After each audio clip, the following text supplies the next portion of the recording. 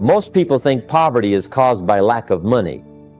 But if that were true, every person who received more income would become wealthy. Yet many people earn more and still remain trapped financially. Why?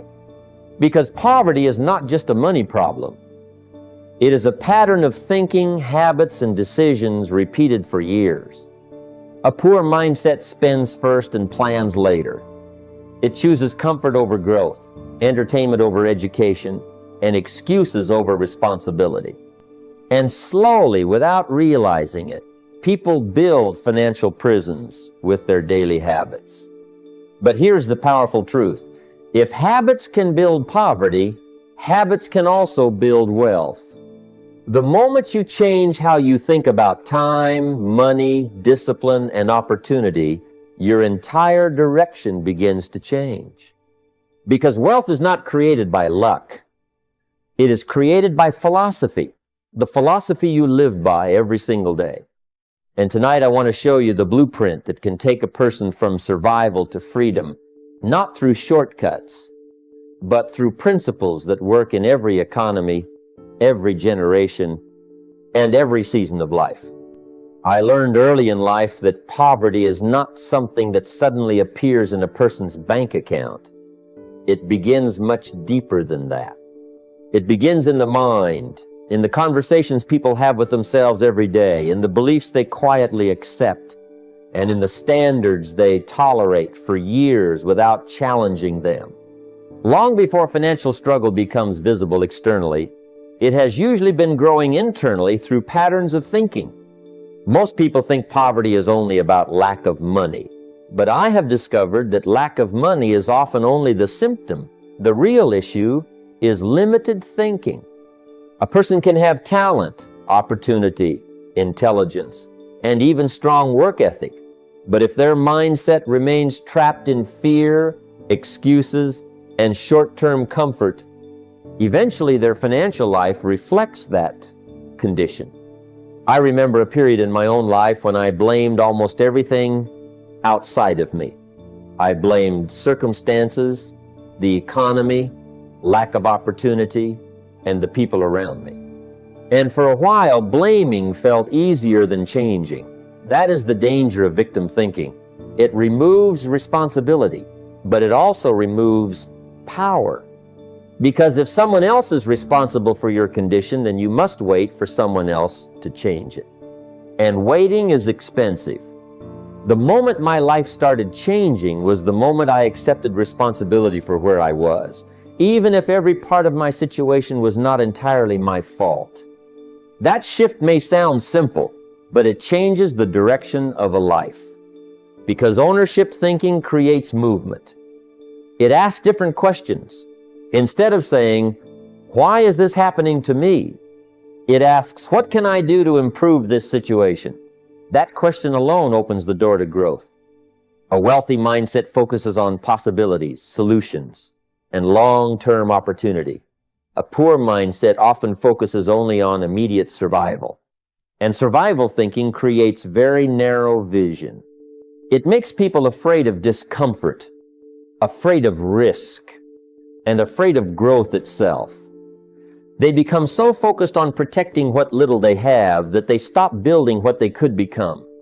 That is why personal development became one of the most important habits in my life. I began reading books consistently, listening to successful thinkers, and studying the philosophies of people who built meaningful lives from difficult beginnings. And what I discovered was powerful. Successful people think differently before they live differently. Your mind is like soil. Whatever you plant repeatedly begins to grow. If you constantly feed your mind negativity, excuses, fear, and self-doubt, eventually those thoughts shape your actions. And actions repeated long enough become your reality. That is why monitoring your self-talk matters so much. Most people are carrying invisible limitations because of the way they speak to themselves every day. Environment also plays a major role. If you spend time around people who complain constantly, avoid responsibility, and normalize mediocrity, your own standards slowly decline. But when you spend time around disciplined, growth-minded people, your thinking expands naturally. Expectations rise. Possibilities become visible again. And perhaps one of the most important things you can do is set goals beyond your current situation. Goals force the mind to stretch. They force you to think bigger than your present condition. Because without vision, people remain emotionally attached to limitation. Financial freedom does not begin the day money arrives. It begins the day thinking changes. And once the mind expands beyond excuses and limitation, the wallet eventually follows in the same direction. One of the most important lessons I learned about money is surprisingly simple, yet most people spend their entire lives ignoring it. If you spend everything you earn, you will always remain financially fragile, no matter how much money passes through your hands. Wealth does not begin with high income. Wealth begins the moment you decide to keep part of what you earn. Now that sounds obvious, but human behavior rarely follows obvious truths. Most people increase income and immediately increase lifestyle. More money comes in and almost automatically more money goes out. A better car, a larger house, more entertainment, more comforts, more monthly obligations. And over time, people become trapped by the very lifestyle they believed would make them feel successful. I remember seeing this pattern repeatedly. People worked hard, received raises, improved their careers, yet remained financially stressed. And the reason was not lack of opportunity. The reason was lack of discipline. Income had increased, but habits had not changed. They were still spending first and thinking later. That is why I often say financial freedom is less about earning and more about managing, because without discipline, even a large income disappears quickly. But with discipline, even moderate income can become the foundation of wealth. One of the first shifts I had to make personally was understanding that saving and investing are not optional activities you do if there is money left over. There is rarely money left over for people who think that way. Saving must become intentional. Investing must become automatic. You must treat your future as seriously as you treat your present obligations. And this requires controlling lifestyle inflation. That phrase may sound technical, but it describes something very human. As people earn more, they feel pressure to appear more successful. They begin buying things not because they truly need them, but because they want emotional comfort, social approval, or temporary excitement. And slowly, consumption becomes a substitute for progress. But here is what I discovered. Many things that look like success externally are actually financial pressure internally. True wealth is often quiet. It is built through discipline, not display. I began practicing a very simple habit that changed my financial direction. Before spending anything, I first paid my future. A percentage of every paycheck went towards saving or investing before I touched it for lifestyle expenses. At first, the amounts were small, but the habit itself was powerful, because habits shape identity. And once you become someone who consistently keeps part of what you earn, your relationship with money changes completely. Tracking expenses also became important. Most people have no idea where their money actually goes. Small emotional purchases repeated daily quietly drain financial potential. But when you begin tracking spending honestly, awareness increases, and awareness creates control. Another important lesson was learning to avoid unnecessary debt. Debt often comes from impatience, the desire to enjoy today what has not yet been earned responsibly. But every unnecessary debt payment steals future flexibility. It limits options, increases stress, and delays freedom. Over time, I realized wealth is not built through dramatic financial moves. It is built through disciplined habits repeated consistently, saving regularly, spending intentionally, investing patiently, avoiding emotional decisions. These small actions seem ordinary in the moment, but over years they create extraordinary results. Because money alone does not create wealth. Discipline does. And the moment you begin keeping part of what you earn, you stop living only for today and begin building for tomorrow. One of the most life-changing lessons I ever learned was this: your income is usually a reflection of the value you bring to the marketplace. For a long time, many people believe money is controlled by luck, circumstances, or connections alone. But over time, I discovered something different. The marketplace has its own rules. And one of the most important rules is this: people who solve problems, communicate effectively, and create value tend to be rewarded far beyond those who simply work hard without growing. Now, hard work matters. I believe deeply in discipline and effort. But effort without development can only take a person so far. There are people working extremely hard every day, exhausting themselves physically and mentally, yet remaining financially limited. Why? Because the marketplace does not only pay for effort, it pays for value. And value is connected directly to skill. I remember a point in my own life when I realized I could not continue expecting greater results while remaining the same person.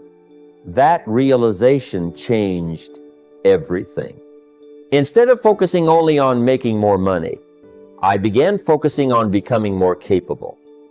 And once you make that shift, your life begins moving in a completely different direction. Because income rarely exceeds personal development for long.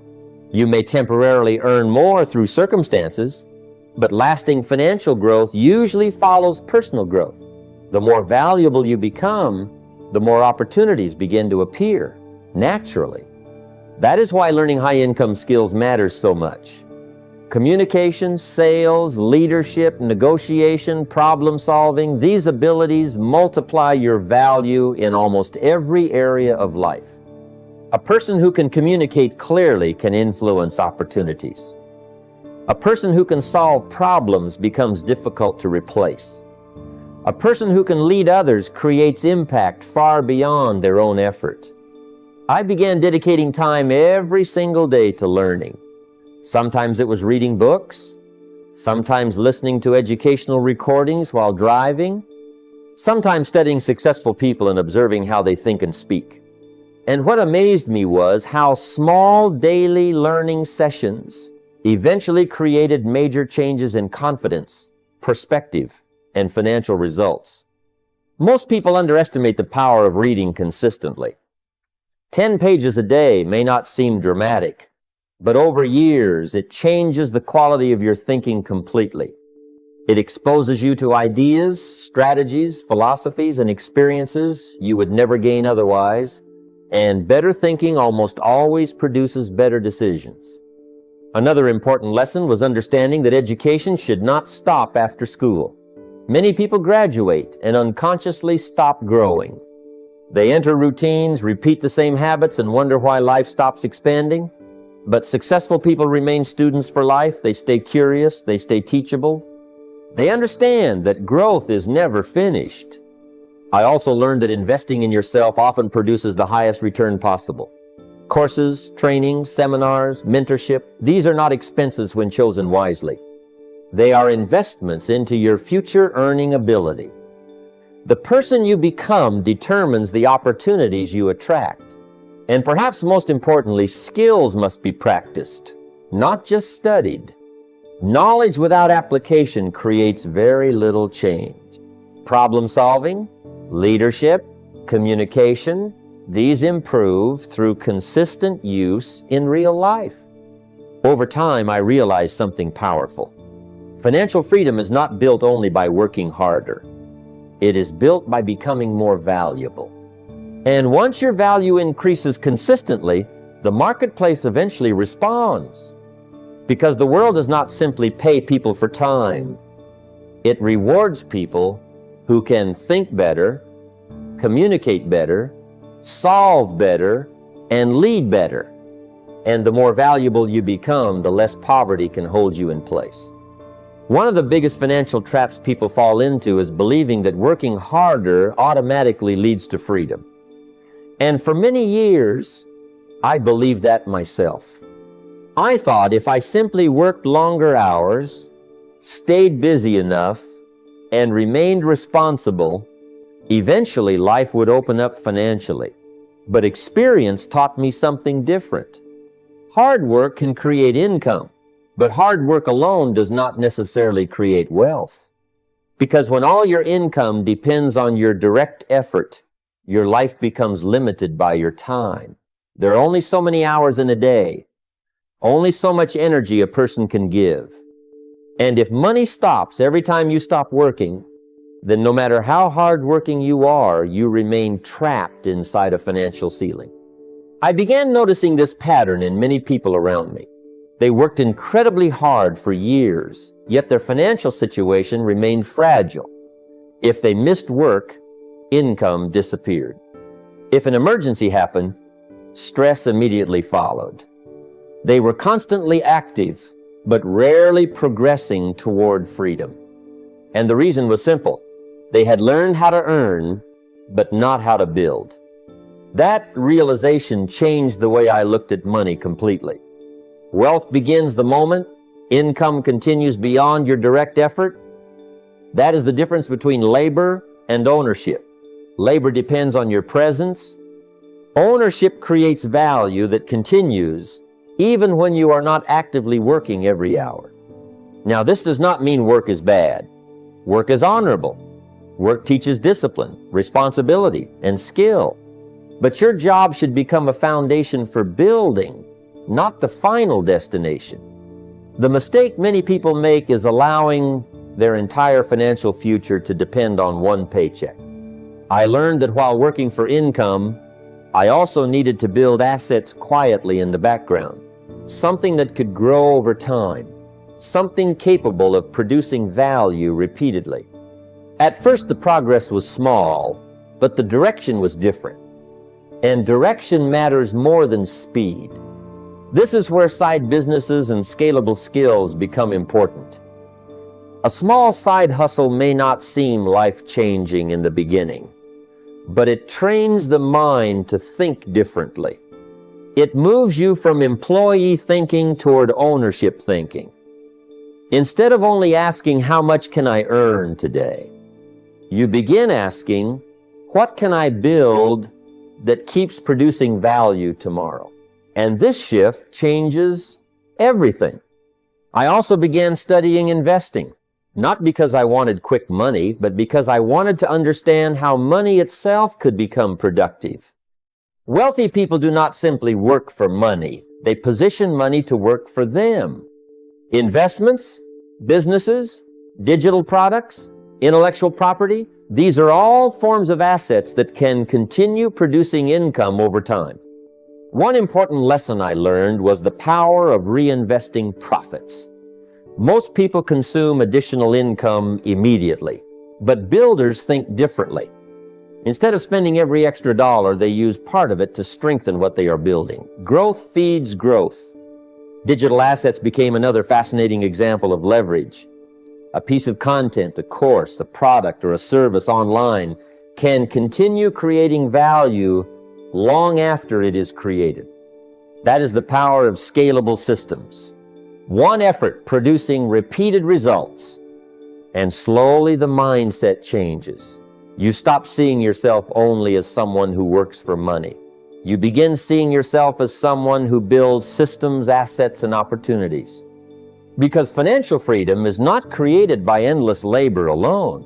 It is created when your effort starts building things that continue working after the effort itself is finished. And the day you stop trading all your time for money is the day you begin moving from survival toward real freedom. One of the most powerful influences on a person's financial future is something most people underestimate completely: environment. I have seen talented, hard-working individuals remain stuck for years, not because they lacked ability, but because they were surrounded by thinking that quietly limited their potential. Because people rarely rise above the level of thinking they are exposed to daily. When you spend enough time in a certain environment, something subtle begins to happen. You stop questioning limitations. You start accepting them. You begin to normalize struggle, normalize excuses, normalize financial stress until it no longer feels like something to escape, but something to live with. And once limitation becomes normal, growth becomes uncomfortable. I remember observing how conversations shape direction. If the majority of discussions around you revolve around complaints, problems, and blame, your mind slowly starts adapting to that pattern. Without realizing it, your thinking becomes smaller, your expectations become lower, your ambition becomes quieter. But something completely different happens when you place yourself in an environment of growth. When you are surrounded by people who talk about ideas instead of excuses, solutions instead of problems, progress instead of limitation, your mindset begins to stretch. You start seeing possibilities you previously ignored. You begin to expect more from yourself. This is why environment is not just external, it becomes internal over time. I learned that protecting your mental environment is just as important as protecting your physical health. Because what you repeatedly hear, see, and participate in eventually becomes your belief system. And belief systems silently shape behavior, decisions, and financial outcomes. There was a period in my life when I had to make intentional changes in who I spent time with and what I exposed my mind to. Not because I thought I was better than anyone, but because I understood a simple truth. If I stayed in the same environment, I would likely stay the same person. And I was not willing to accept that. That is when I began to intentionally seek growth-oriented influences.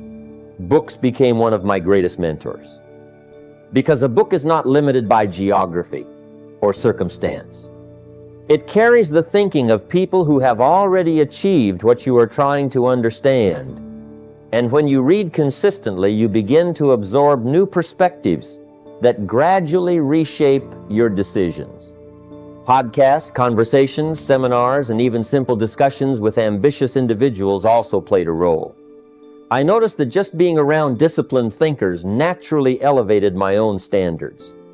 It becomes easier to think bigger when you are constantly exposed to bigger thinking. On the other hand, I also had to learn the discipline of distance. Not every conversation deserves your attention. Not every opinion deserves your energy. Chronic complaining, constant negativity, and repeated excuses can slowly drain ambition without you noticing it. And this is not about disrespecting people. It is about protecting direction. Because your environment is either reinforcing your growth or reinforcing your limitations. There is rarely neutrality. One of the most powerful changes you can make is to intentionally create conversations around growth. Talk about ideas, talk about goals, talk about possibilities. Because what you repeatedly discuss begins to shape what you repeatedly pursue. Over time, I realized something important. Environment does not just influence your thinking, it eventually becomes your thinking. And when you change your environment, you do not just change your surroundings. You change your future direction. Because you will eventually think, act, and earn in alignment with what surrounds you most consistently. One of the most important truths I learned over time is that life is not shaped by rare events, but by repeated behaviors. People often look for dramatic moments that change everything. A big opportunity, a sudden breakthrough, a single decision that transforms their financial life. But in reality, it is the small daily habits, repeated consistently, that quietly build either wealth or poverty. Because what you do daily becomes what you become, eventually. I have observed that most people underestimate the power of repetition. A small decision to spend instead of save.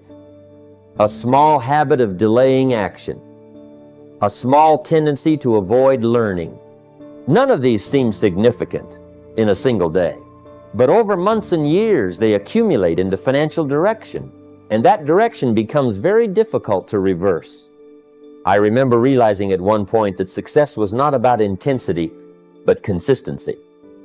It was not about doing something extraordinary once in a while, but about doing ordinary things with discipline every single day. And that realization changed the way I approached everything. Wealth is not built in sudden leaps. It is built in quiet repetition, saving a small amount regularly, learning consistently, improving discipline gradually. These actions may appear simple, but simplicity is often what makes them powerful. Because simple actions are repeatable, and what is repeatable is what compounds. One of the most important habits I learned to develop was reviewing my goals regularly. In the morning, I would remind myself of what I was building toward. In the evening, I would reflect on whether my actions aligned with that direction. This simple practice creates awareness, and awareness leads to better decisions. Because without awareness, people drift, and drifting rarely leads to financial freedom. I also discovered the importance of automation. When saving and investing become automatic, discipline no longer depends on emotion. It becomes structural. And structure is stronger than motivation. Many people fail not because they do not want to succeed, but because they rely on willpower instead of systems. Another powerful habit is replacing one unproductive behavior at a time. Most people try to change everything at once and become overwhelmed. But progress is more sustainable when it is gradual. Replacing one habit each month creates long-term transformation without resistance. And over time, those small improvements accumulate into a completely different financial reality. I also learned the value of measuring progress weekly, because what gets measured gets managed. Without measurement, people assume they are improving when they are not. But when you track your actions honestly, you begin to see patterns clearly, and clarity leads to better decisions. There is something almost invisible about habits. They do not feel powerful in the moment. They do not demand attention, but they quietly shape the entire direction of a life. And that is what makes them so important. Because financial success is rarely the result of one big decision. It is the result of thousands of small decisions repeated with discipline. And over time, those small habits become your financial destiny, whether you are aware of it or not. One of the most quietly destructive forces in a person's financial life is debt that is used without discipline. I have seen how it slowly changes not just numbers on a balance sheet, but also a person's mindset, emotions, and sense of freedom. Because debt does not only take money from the future, it also takes peace from the present. At first, it often feels harmless. A small purchase on credit, a financed lifestyle upgrade, a decision made in a moment of convenience. And in that moment, it feels like progress. But over time, those small decisions begin to stack up, and what once felt like convenience gradually becomes pressure. Monthly obligations start to shape choices. Stress begins to influence decisions. And slowly, freedom starts to shrink. I learned that debt is often a result of impatience, the desire to enjoy now what has not yet been earned in full. And while that desire is human, it can become costly if not guided by discipline. Because every unnecessary obligation created today reduces the flexibility of tomorrow. There is a difference between using money and being controlled by it. And debt, when misused, often shifts that balance quietly in the wrong direction. I began to understand that real financial strength is not just about how much you earn, but how much control you maintain over your financial life. And control comes from simplicity, awareness, and restraint. The fewer unnecessary obligations you carry, the more freedom you have to respond to opportunities when they appear. I also noticed something important. People with high levels of debt often make decisions based on pressure, not opportunity. They are forced to focus on survival rather than growth. And when your decisions are driven by pressure, your ability to think long-term becomes limited. That is why eliminating unnecessary consumer debt is not just a financial decision, it is a lifestyle decision. It is choosing clarity over confusion, freedom over dependency, and stability over constant pressure. I learned to prioritize building emergency savings first.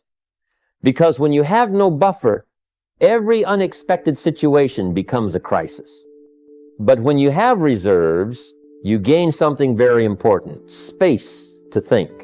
And in life, the ability to think clearly is often more valuable than money itself. Another shift was learning to avoid financing lifestyle upgrades. Because lifestyle decisions made on borrowed money often create long-term obligations for short-term satisfaction. And satisfaction that disappears quickly should never cost you years of financial pressure. Instead, I began to prefer cash-based or planned spending. Not because it is restrictive, but because it is freeing. When you use what you already have, you maintain control. You stay aware of your limits. And you protect your future flexibility. Over time, I realized that debt is not only a financial condition, it is a psychological one. It changes how you think, how you feel, and how you behave. And the longer it remains unmanaged, the more it shapes your life decisions. But when debt is reduced and discipline increases, something powerful happens. The pressure begins to lift. The mind becomes clearer. The options expand. And slowly, a person begins to regain something far more valuable than money itself: freedom. Because true wealth is not just having more, it is having control. And debt, when misused, quietly takes that control away. One of the most important distinctions I learned in life is the difference between thinking for today and thinking for tomorrow. Most people, without even realizing it, organize their decisions around immediate comfort. What feels good now often becomes the priority. But wealth is rarely created by people who are ruled by immediate gratification. Wealth is created by those who are willing to delay satisfaction in order to build something greater in the future. I began to notice a simple pattern. Many individuals were not struggling because they lacked income, but because they could not delay spending. The moment extra money arrived, it immediately found a place to go: new purchases, upgraded lifestyle, temporary enjoyment. And while there's nothing wrong with enjoying life, the problem begins when present comfort consistently overrides future security.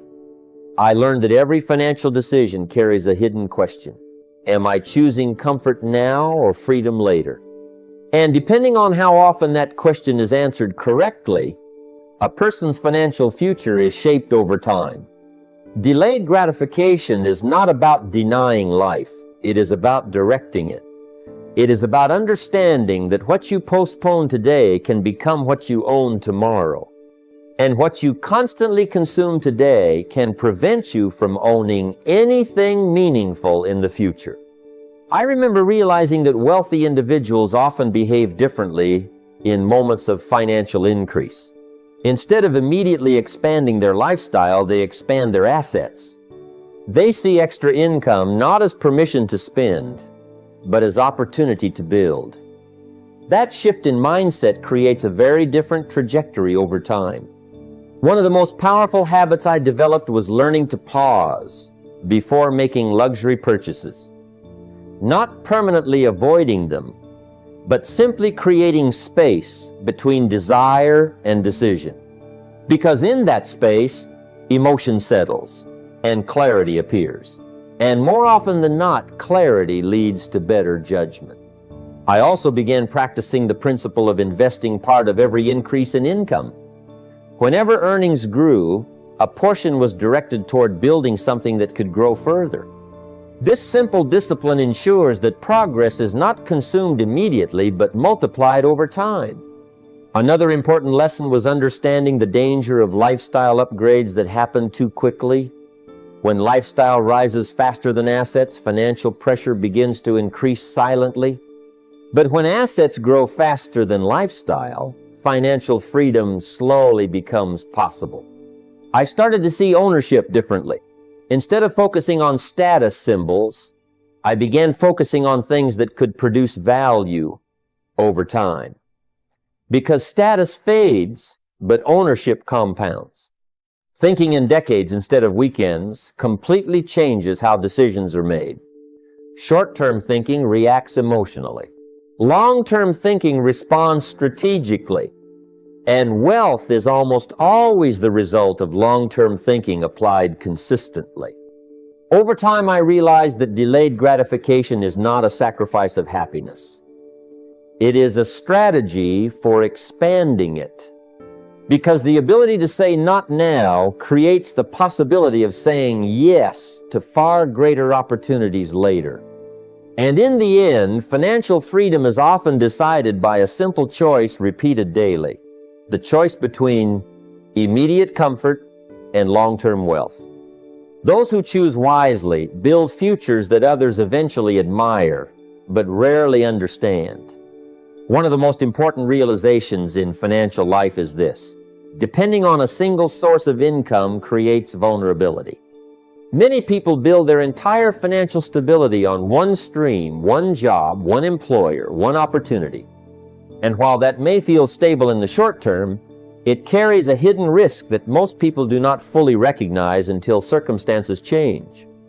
I learned over time that security is not created by dependence, it is created by diversification. Because when your entire financial life depends on one source, your sense of stability is tied to factors you cannot fully control. A change in the economy, an organizational shift, or an unexpected event can alter everything very quickly. But when income begins to come from multiple directions, something powerful happens. Pressure decreases, flexibility increases, and opportunity expands. You are no longer fully dependent on a single outcome for survival. I began to understand that building multiple streams of income is not about chasing money everywhere. It is about gradually developing systems that can produce value in different ways. It starts small, but direction matters more than size in the beginning. One of the most practical ways to begin this journey is through skills. Every skill you develop has the potential to become an economic asset. Communication, writing, teaching, consulting, technical abilities, these can all be transformed into additional income streams when applied strategically. I observe that many people underestimate the value of what they already know. But knowledge becomes powerful when it is shared, applied, and structured in a way that creates value for others. That is where freelancing, consulting, or digital expression becomes meaningful, not as shortcuts, but as extensions of capability. I also learned the importance of building slowly. Many people expect immediate transformation, but income diversification is built gradually. It begins with small steps, small experiments, and small improvements that compound over time. Investing consistently also plays a key role in creating long-term security. Even small, regular contributions can grow significantly when given enough time and discipline. The key is not the amount at the beginning, but the consistency of the habit. Another important principle is reinvestment. When additional income is earned, the temptation is often to consume it immediately. But when that income is reinvested into growth assets, it begins to create a cycle of expansion. Income generates more income. Effort begins to multiply rather than remain linear. Over time, I realized that multiple streams of income are not just about money, they are about stability of mind. When your financial life is supported by more than one source, your decisions become calmer, your thinking becomes clearer, and your opportunities expand. Because true security does not come from having one strong pillar. It comes from having several stable foundations working together. And the more you build beyond your primary income, the more you move from financial dependence toward financial resilience. One of the most overlooked truths in financial life is this: money does not change who you are, it reveals who you are. I have seen this pattern repeatedly over time. When a person receives more money, it does not automatically create discipline, wisdom, or stability. Instead, it often amplifies the habits, values, and character that already exist within them. That is why I learned early that wealth alone is not enough. Wealth without character is fragile. It can grow quickly, but it can also disappear just as quickly. Because without discipline, money is mismanaged. Without patience, it is rushed into poor decisions. Without integrity, it is lost in choices that have no foundation. True success is not just about accumulation. It is about becoming someone capable of handling what you accumulate. I began to realize that the real foundation of financial stability is character. And character is built in small, private moments when no one is watching. It is built when you keep promises to yourself even when it is inconvenient. It is built when you choose discipline over emotion, consistency over comfort, and responsibility over excuses. I also learned the importance of staying humble as progress increases, because success can quietly create overconfidence if not guided carefully. And overconfidence often leads to careless decisions. The moment a person stops learning is often the moment they begin to decline, even if externally things still look successful for a while. That is why I always believe that learning must continue after success, not just before it. Growth should not stop when results improve. In fact, success should increase the responsibility to keep learning, to keep improving, and to keep refining judgment. Another important aspect of character is patience. Many people destroy long-term potential because they rush short-term opportunities. But lasting wealth is rarely built quickly. It requires the ability to stay steady when results are slow, and disciplined when temptation is strong. I also discovered that gratitude plays a powerful role in stability. When a person learns to appreciate what they have while working toward more, they avoid the emotional instability that often leads to poor financial decisions. Gratitude keeps perspective grounded. It prevents excess. It strengthens decision-making. And perhaps one of the highest expressions of character is what a person does with wealth once they begin to gain it. Some use it only for personal expansion. Others begin to use it to create value beyond themselves, to help, to inspire, to contribute, to build something meaningful that outlasts them. And that shift from lifestyle thinking to legacy thinking is one of the clearest signs of maturity. Over time, I came to understand a simple but powerful truth. Money can expand your life, but character determines whether that expansion is stable or temporary. Because wealth without character is like building on unstable ground. It may rise quickly, but it cannot last. But when wealth and character grow together, something very different happens. Stability is created. Direction becomes clearer. And success becomes something that can be sustained, not just achieved. And in the end, the strongest foundation of wealth is not money itself. It is the person who learns how to handle it wisely, consistently, and responsibly. One of the most deceptive traps in life is comfort. It does not look dangerous. In fact, it feels safe, familiar, even rewarding. But over time, I learned something very important. Comfort can quietly become a prison that holds people back from the life they are capable of living. Many people are not failing because they lack opportunity. Opportunities exist in every generation, in every economy, in every environment. The real issue is that many people become too comfortable to pursue them. They begin to prefer ease over growth, familiarity over challenge, and entertainment over effort. And slowly, without realizing it, their life stops expanding. I have observed that growth rarely happens in comfortable conditions. Growth happens when a person is stretched, when they are required to do something slightly difficult, when they step into situations that demand more than what they are currently used to. And yet, most people instinctively avoid that feeling. They interpret discomfort as a signal to stop, when in reality it is often a signal to grow. There was a time when I had to ask myself a difficult question. Am I building my life for comfort today or for freedom tomorrow? Because the two rarely move together in the beginning. Choosing comfort usually delays growth. Choosing growth usually requires discomfort. I began to notice that successful people are not necessarily those who avoid discomfort, but those who are willing to face it repeatedly. They wake up earlier when it is inconvenient. They do the difficult work before the easy pleasures. They pursue goals that stretch their ability instead of staying within what feels safe. And that is where transformation begins, not in moments of ease, but in moments of disciplined action. One of the simplest but most powerful changes I made was adjusting how I started my day. Instead of beginning with distraction or entertainment, I began focusing on personal development first. Reading, thinking, planning, learning, because the first hours of the day often set the tone for everything that follows. I also learned to prioritize difficult tasks earlier in the day. Most people delay what is uncomfortable and start with what is easy.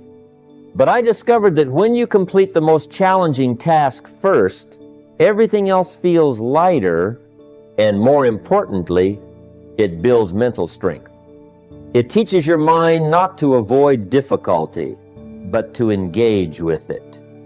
Setting uncomfortable goals also became an important discipline, because goals that do not challenge you rarely change you. When you set targets that require you to grow into a new version of yourself, discomfort becomes part of the process. And over time, that discomfort becomes strength. Another shift was replacing passive habits with productive ones. Instead of consuming time without awareness, I began directing time with intention. Because every hour is either building your future or maintaining your present. There is rarely a neutral position. I realized that comfort, if left unchecked, slowly reduces ambition. It lowers expectations. It makes average living feel acceptable. And once that happens, growth becomes rare. But when a person learns to step into discomfort consistently, something powerful begins to change. Discipline strengthens, confidence grows, and progress becomes inevitable. Because comfort may feel safe, but growth is what creates freedom. And the moment you choose growth over comfort repeatedly, you begin to escape the invisible prison that keeps so many people financially and personally limited. One of the quietest dangers in modern life is not failure, not struggle, not even lack of opportunity. It is distraction. And distraction often hides behind something that feels completely harmless. Entertainment. Now I want you to understand something carefully. Entertainment itself is not the enemy. But when entertainment becomes the dominant use of a person's time and attention, it begins to shape their thinking. And whatever shapes your thinking eventually shapes your future. I have observed a pattern over time. Many people who struggle financially are not completely lacking intelligence or ability. What they often lack is focused attention. Their minds are constantly pulled in different directions. Notifications, videos, scrolling, constant stimulation, and slowly, without realizing it, their ability to focus deeply begins to weaken. And when focus weakens, ambition weakens with it. Because ambition requires clarity. And clarity requires silence, reflection, and thought. But if every free moment is filled with entertainment, the mind never gets the space to think deeply about direction, growth, or possibility. I remember realizing at one point that the quality of a person's life is often connected to the quality of what they consistently expose their mind to. If you feed your mind distraction, you get distraction in return. If you feed your mind learning, you begin to think differently. And when thinking changes, decisions begin to change. That is why protecting your attention is so important. Attention is one of your most valuable resources. Where it goes, your life follows. And if your attention is constantly being pulled toward entertainment without intention, your direction slowly becomes accidental instead of deliberate. I also learned that what you consume repeatedly becomes what you become mentally.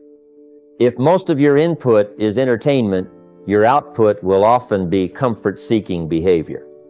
But when your input becomes learning, growth, and knowledge, your output begins to shift toward discipline, strategy, and progress. At one point in my life, I made a conscious decision to replace a portion of my entertainment time with learning time. Instead of simply consuming content for distraction, I began choosing content that could improve my thinking. Books, audio programs, ideas from people who had already achieved what I was trying to understand. And over time, that small shift began to change my perspective. Because knowledge does not just inform you, it transforms how you interpret everything around you. I also noticed something very important. When free time is not directed intentionally, it is usually consumed passively, and passive consumption rarely leads to progress. But when free time is used for skill development, even in small amounts, it compounds over time into real capability. This is where discipline of attention becomes critical. Limiting unnecessary social media usage, reducing television consumption, and becoming selective about what you allow into your mind is not about restriction. It is about direction. Because every hour spent in distraction is an hour not invested in development. I began to understand that the difference between people who grow and people who remain stuck is often not talent but attention. One group protects their attention and invests it wisely. The other group gives it away freely and wonders why their life feels scattered. And perhaps the most important realization was this: entertainment gives temporary relief, but education creates permanent change. One feels good in the moment, the other changes your future. And when you begin to consistently choose learning over distraction, even in small ways, you gradually rebuild something very powerful, the ability to focus, to grow, and to take control of your direction. Because in the end, what you consistently pay attention to will determine what you eventually become. Everything you've heard comes down to one simple truth. Your life is not shaped in big moments, but in daily decisions. What you think, what you do, what you tolerate, and what you repeat will eventually decide your financial future.